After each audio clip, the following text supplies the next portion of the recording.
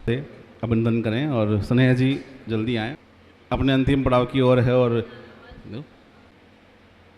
विश्व देश के विभिन्न मंचों पर इनकी पुस्तकों का विभिन्न भाषाओं में जब अनुवाद होता है तो मुझे लगता है कि एक ऐसे गौरव के साथ हम विराजमान हैं। खूब जोरदार तालियां बजाकर आज के कार्यक्रम के मुख्य अतिथि बड़े भाई रवि पुरोहित जी को आप बड़े सम्मान के साथ मंच पर बुलाएं काव्य पाठ करने के। मान्य मंच और आप सभी धैर्यशील श्रोताओं को सरोता नए बनने के लिए धन्यवाद।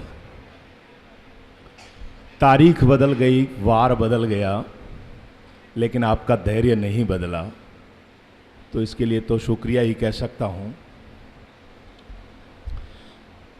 महाकवि कन्हैयालाल सेठिया की जन्म शताब्दी का वर्ष है। इस धरती को प्रणाम करता हूँ। शंकरदान जी शामोर और बावर सिंह जी शामोर के ने राजस्थानी संस्कृति जो पूरे देश में फैलाई, उस खुशबू को प्रणाम करता हूँ।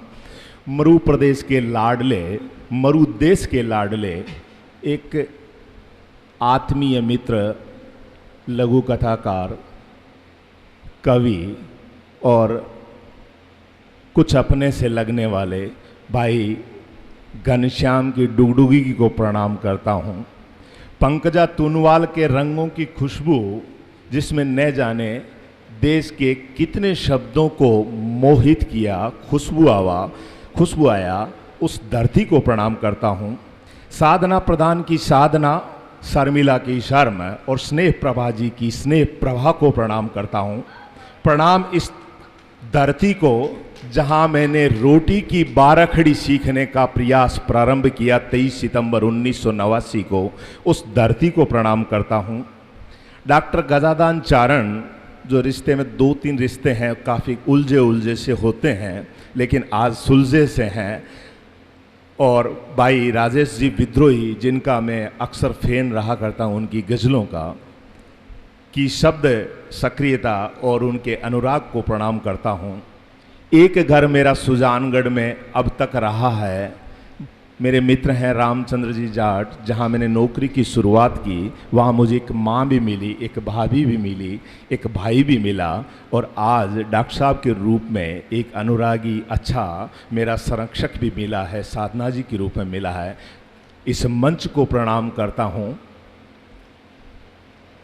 प्रणाम इसलिए भी करता हूँ क्योंकि ये जो परिवेश है, मैं कविता एक ही पढ़ूंगा, आप चिंता न करें, 3 मिनट की कविता होगी मुश्किल से, क्योंकि आकाशवाणी में मेरे साथ हो चुका है, मैंने 30 मिनट की अकेले ही कविता पढ़ दी थी।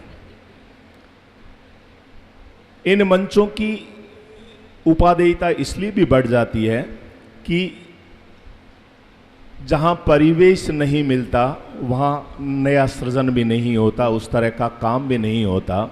मुझे एक कथा याद हो आती है कि एक राजा के एक हाथी था, काफ़ी बलवान हाथी था, और जब युद्ध में जाते थे राजा जी तो उस पर सवार होके जाते थे। हाथी कालांतर में बूढ़ा हुआ तो उसका चलना फिरना बंद हो गया, रेस्ट करने लगा, वहीं उसको आहार दिया जाने लगा। एक दिन बाग में हाथी को घुमाया जा रहा था, कीचड़ थी, कीचड़ में हाथी का पांव धंस गया और निकलने के उपक्रम में इतना धंसता गया कि निकलना मुश्किल हो गया। रस्सियों से खींचा गया, आदमियों को लगाया गया, लेकिन नहीं निकल पाया।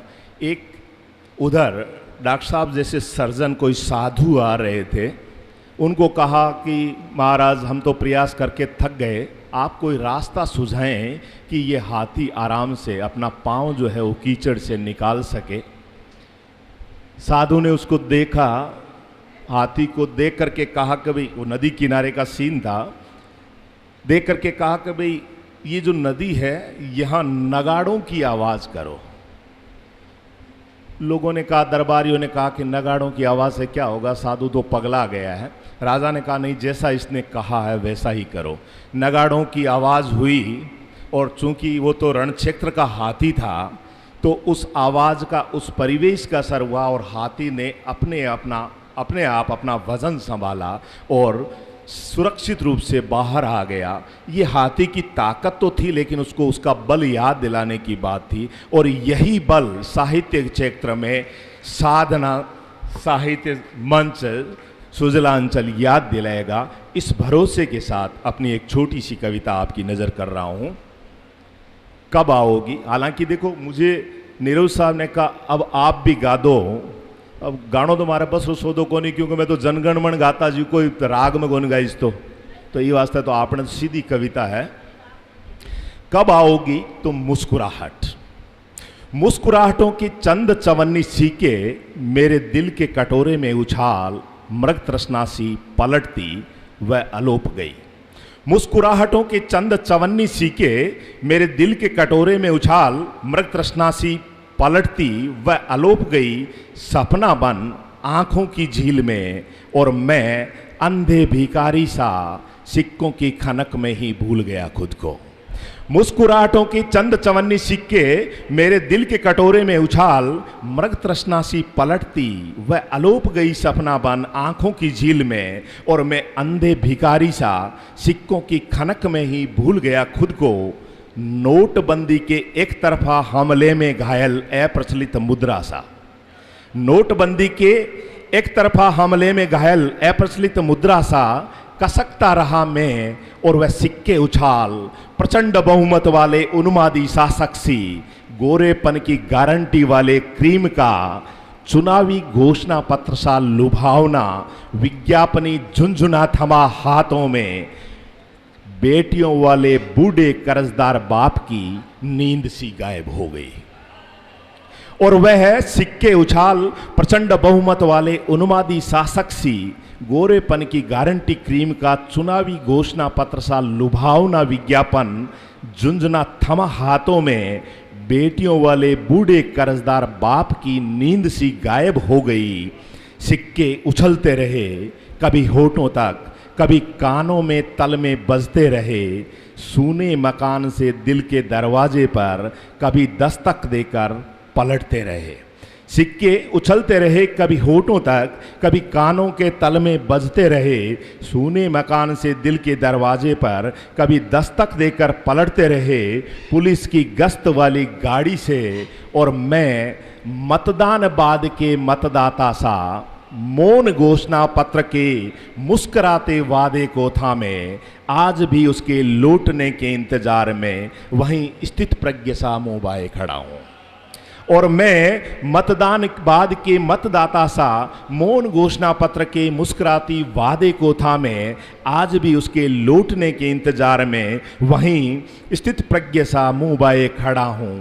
कब आओगी मुस्कुराहट, कब आओगी मुस्कुराहट। शुक्रिया।